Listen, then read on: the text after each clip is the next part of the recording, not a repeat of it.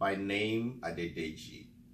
It's my surname, and it means double crown or two crowns.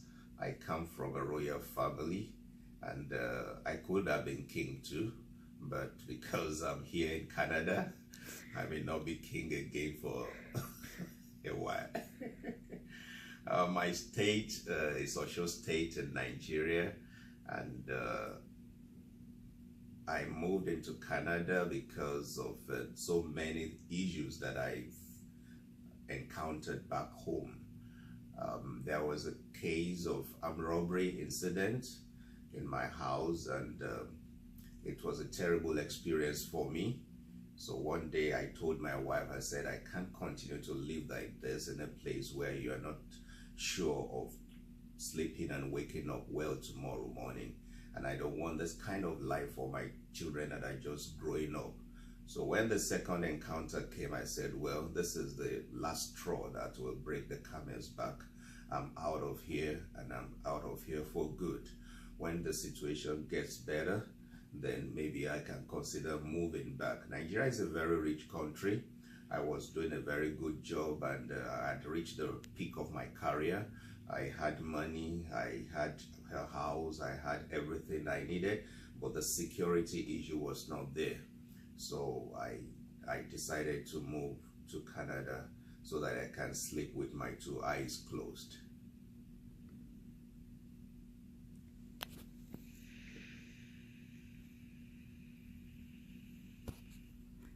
So, after moving to Canada, what are some of the challenges you faced in your new community? Well, moving into Canada, the first challenge I faced was the job search. The search for job was not easy. I had to learn how to write resumes because back home we use the CV, curriculum vitae, and because I worked in Nigeria as a lecturer, it's a comprehensive one about sometimes you can have a CV of 30 pages, and here you needed to make it very concise, very succinct, and a summary of what you can do. So I learned how to write a CV, a resume, and it was not easy. It was a big challenge for me because I also had to learn how to go for interviews. When I was working back home, I had only one interview, and that was the last interview I had. My first job, the first interview and the last interview. So for 20 years I was working in Nigeria. I didn't have any other interview. So, but when I came here, I had to learn how to go for interviews, search for job. I wrote so many resumes, about almost 500 resumes before I could get a job. And did you say you were a professor back home? Yes. And have you entered into a professional job in the Canadian market?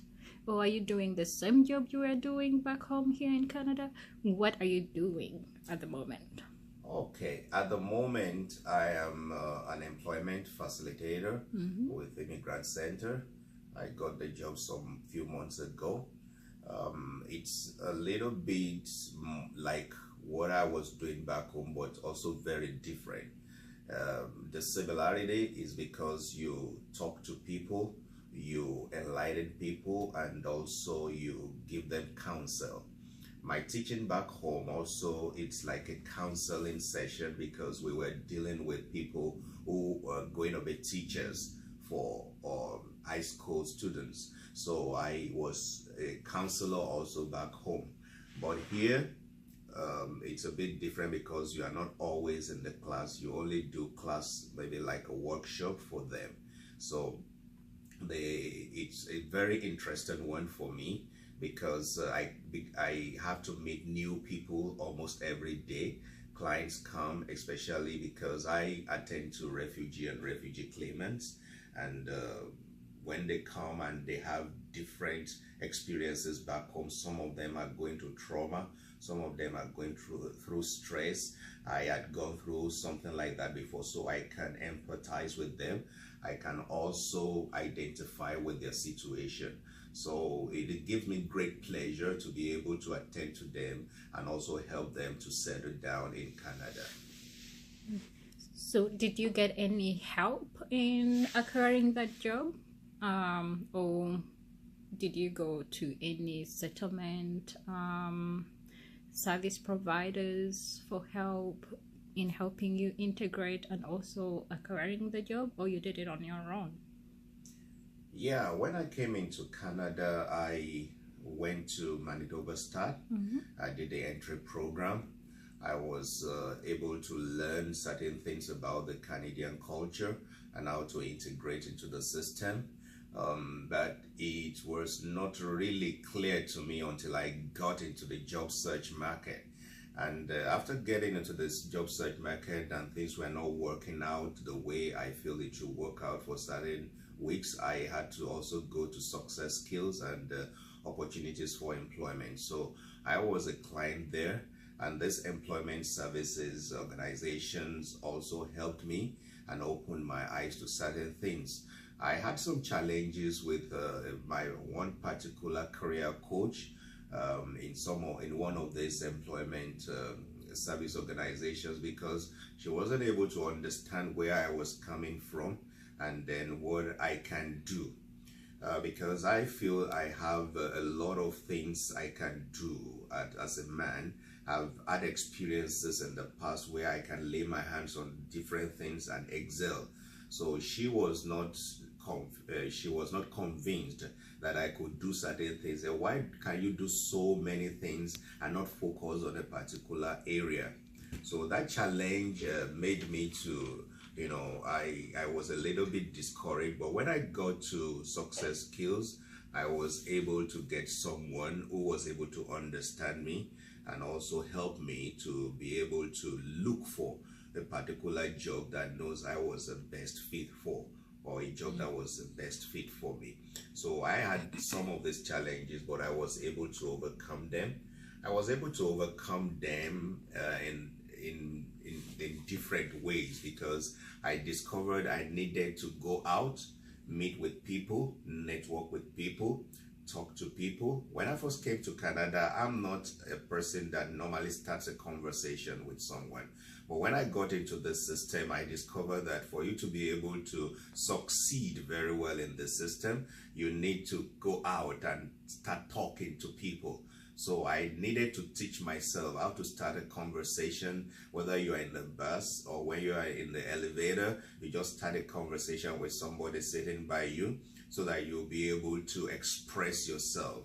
And in this way, I've been able to meet a lot of people. I feel free. I was able to share with people, and some of those people I shared with were able to give me some constructive, ideas and guide on what to do at different periods of time.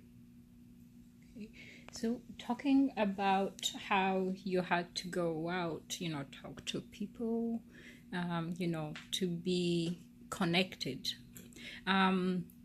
Did you ever feel maybe isolated, lonely, or maybe you didn't have any people in the Nigerian community to talk to, or people to help you now on a personal level, leave alone the organization level?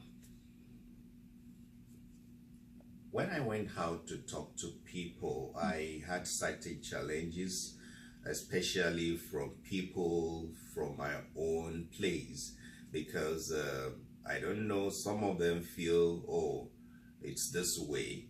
Some other people will tell you, no, you have to do it this way. And some of them are not actually there or ready to be able to really guide you. I had the privilege of staying with my brother-in-law and sister-in-law, and they had some knowledge about what to do, but because they've been here for about 10, 11 years, some of the things they know was already outdated.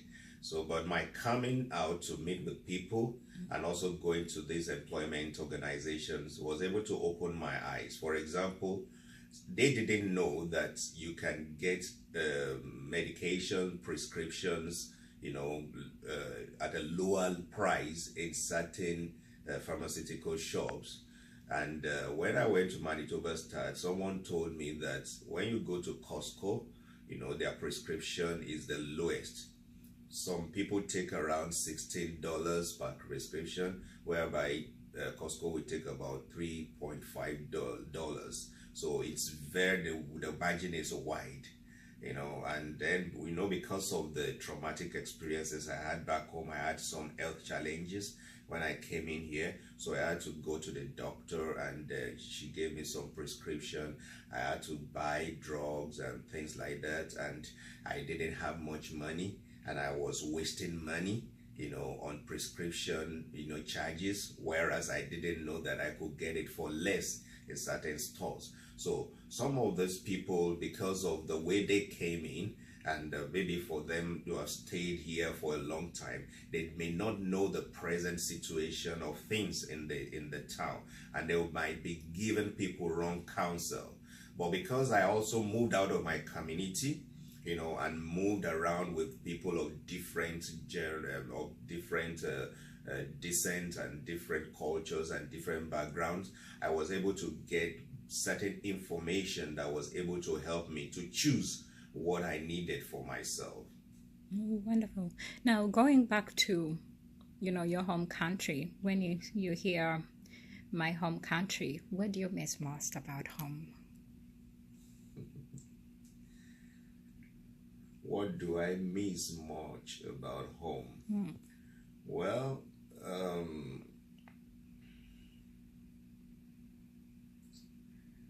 my parents. I miss my parents a lot, but I had to deal with it because I believe that life is in stages. They are getting old, and I believe that one of these days they will leave the scene. So what do? I have to face reality. Even if I'm back home, they will still go away at the right time, at their appointed time. So I believe that I'm missing them, but there's nothing I can do about that. And another thing I missed, it might sound somehow, but it might look somehow. Another thing I missed is the craziness on the streets. In Nigeria, when you drive on the streets of Nigeria, you will think that almost everyone is mad, because of the way they drive. Here, it's the opposite. Pedestrians have more rights of road here, but back home, no, the car users are the ones that have the more rights of the road. And when you cross the street and you are not careful, you'll be kicked and could be killed. So, and the way commuters and drivers shout at themselves, curse themselves, abuse themselves, Sometimes when I go out and a bike, someone on the bike starts to abuse you, and I would just be laughing. I say, wow, these people, how are they so different, from others? Because I used to go out of the countries also. Sometimes when I see what happens in the UK, in the US, and everywhere, I go back home and feel, why are we so different here? But sometimes when I sit down here and I remember what happens back home when you drive out into the streets, and then you got to see so many different kinds of behavior, and then you go back home and begin to, ruminate over it. I think I miss that too.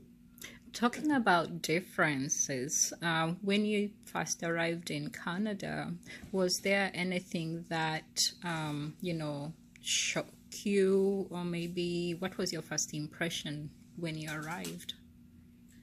Well, when I first arrived in Canada, I didn't get any kind of shock, but the only thing I got was kind of admiration, because there was an incident when we go to the airport, and we were a family of 5, myself, my wife, and 3 children. We were looking for a place to sit down, at Toronto, and there were people sitting down around, but the empty seats were scattered. The people just moved to one side and created a space for the five of us so that we can sit together. I said, wow, this is love, this is understanding, and this is friendliness. But back home, you can't have that. And when I started entering buses, taking transit, I discovered that the government had made it in a way that people with less ability and people who are older and the children are given priority. There is a space for them. And if you're sitting down, you're a normal person, you're sitting down there. When someone like that enters, you have to stand up. And it's a lot of courtesy, and nobody, tells people what to do, to be able to appreciate the other person or give space to the other person. So these are some of the things that I admire, and it was awesome for me to see that, okay, people are living like this, whereby they regard one another, you understand? So, but back home, very few people do that. They don't give, they don't give, they are not concerned, whether you are standing or you are sitting. They would just want something for themselves. So people are self-centered, more self-centered back home, but here people are more open and open-handed. I mean, they are more open to others. And actually talking about all people being open in Canada and friendly and all that. So if I'm to ask you, when someone says Canada, what does Canada mean to you? When someone says Canada, Canada means to me a land of opportunities, a land whereby you are trained to become a better person, a land where there is the interest of others at heart. It means a land of many people. People come from different nations, and there is no discrimination. Or if it is happening, maybe it's happening, behind the scenes. But I discovered that there is very little discrimination. I've been in the UK. I see the kind of life they live there. They are so conservative, and it is not easy. I was in UK at a point, and there was a day I was going out. I saw a couple, old couple. The man was pushing the wife on a wheelchair, and the wheelchair slipped from the steps and from the slide, and the two of them crashed down.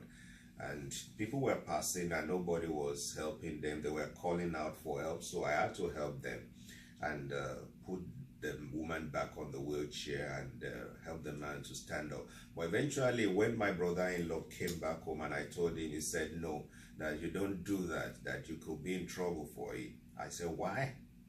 Why? So the conservative nature, of that place didn't attract me. But here I see that people are freer, and we have different nationalities, and everybody mingles together to achieve a particular purpose. Before we wrap up, is there any other thing you would like to tell our dear audience? I believe that the land of Canada is a very, very fertile land, for people who are ready to work. Because I think and I believe that from what I've seen, they don't want lazy people. When I look at the words or the lyrics of the national anthem of Canada, I know that it's not something that only just one person thought out. It kind of represents what happens here every day.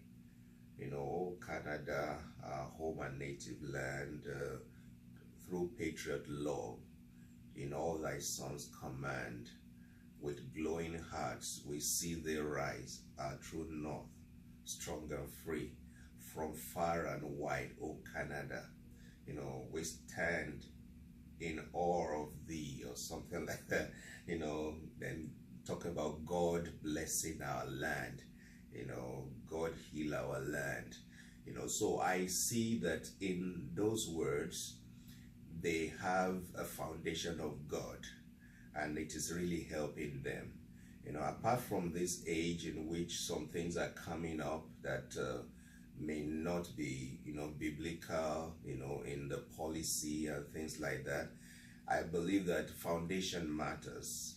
Some of us, where we come from, the foundation of our town or our home could have been built on idolatry and some other things. But I discover that because they are built on the foundation of God and that the Bible, it's really helping them, and when you come in here and you integrate yourself into the foundational principles, then you are able to succeed very well. So what I can tell people is that when you come in here, you have to learn the basics. You have to understand where Canada is coming from, where they are now, and then where the future lies for you in Canada. So that's a good advice to give in general. But let me say I have a newcomer, given that you've just experienced, coming to Canada, you've been now fully integrated into the communities, you have a new job. Now, let me say I have someone who is new and needs advice, on how to go about being fully integrated in the community. What would you tell that person? If I have a newcomer and I will want to advise the person, I will want to advise the person on 2 or 3 different grounds. Number one, the person needs a job to be able to settle down. But how can that person get a job? Yeah, I will say it. The person needs a job to be able to settle down. The person needs, I will explain further. The person needs to understand there are certain things, knowledge he or she must get about the system, transportation, housing, and then the opportunities for newcomers. There are different opportunities for newcomers that might not be open to everyone.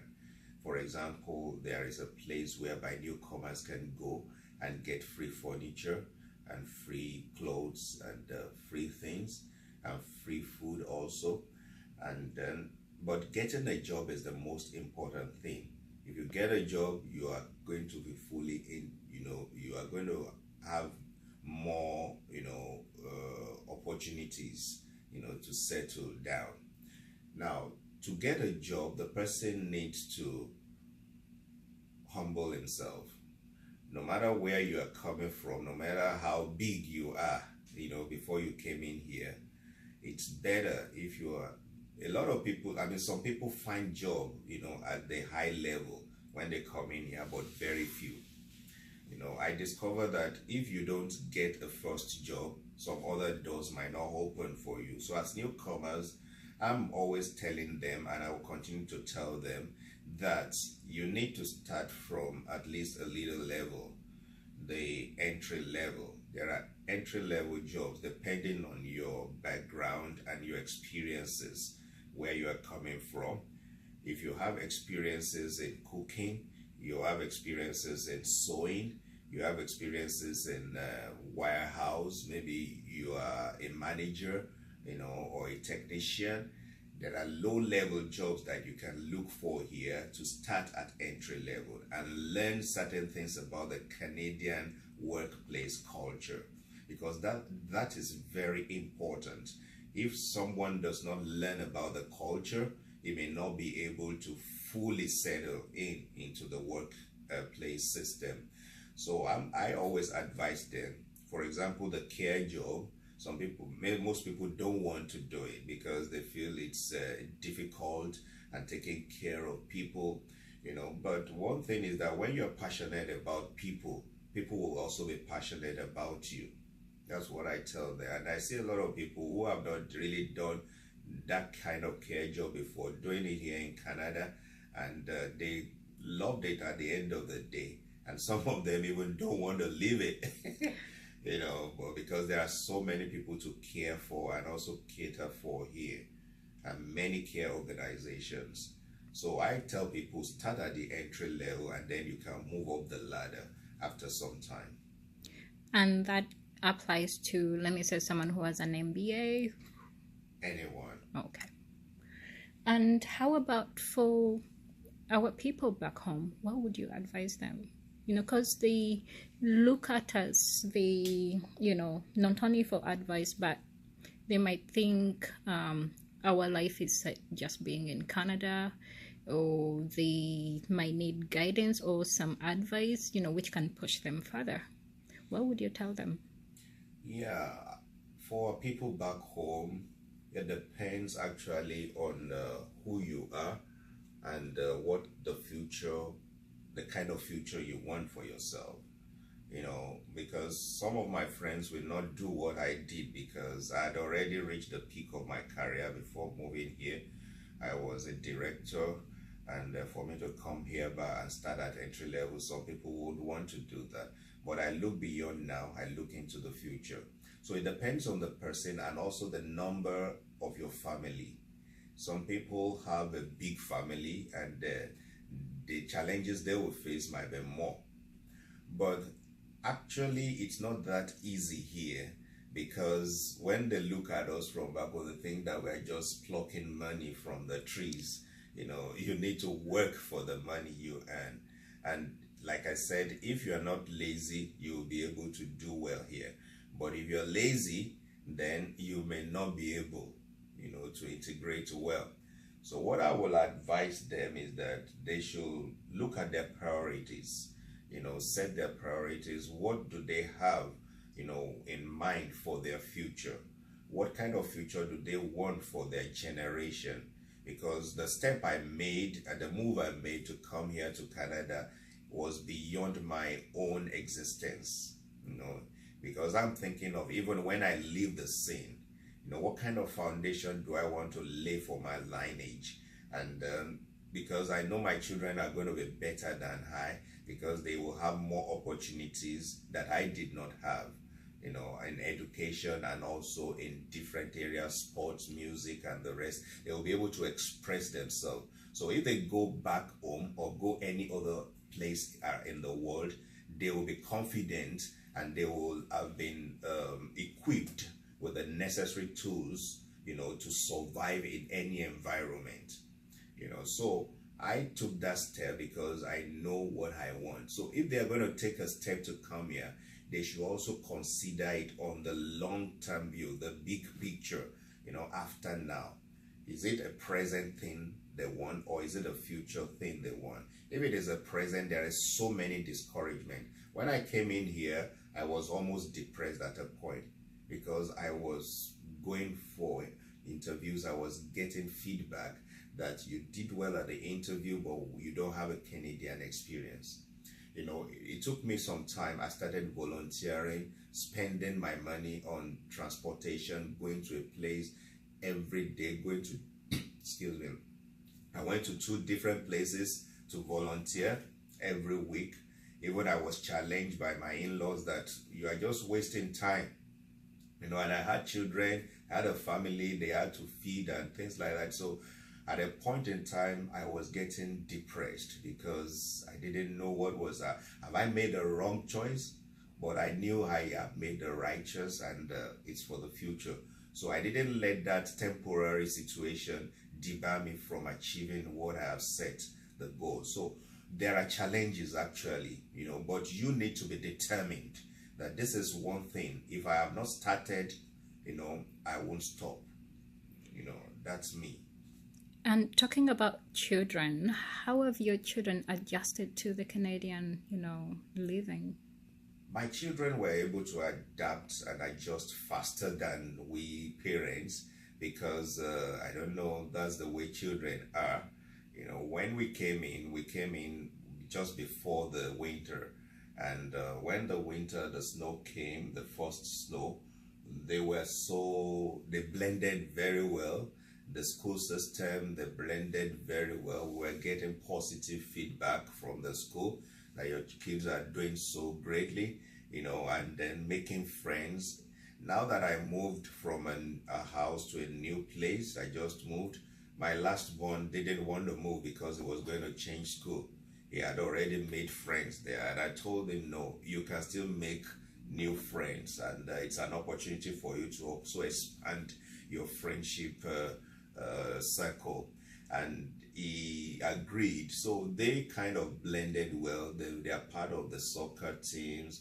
They are part of so many sporting and music activities, and they really loved it. So they adjusted very well. That is wonderful to hear.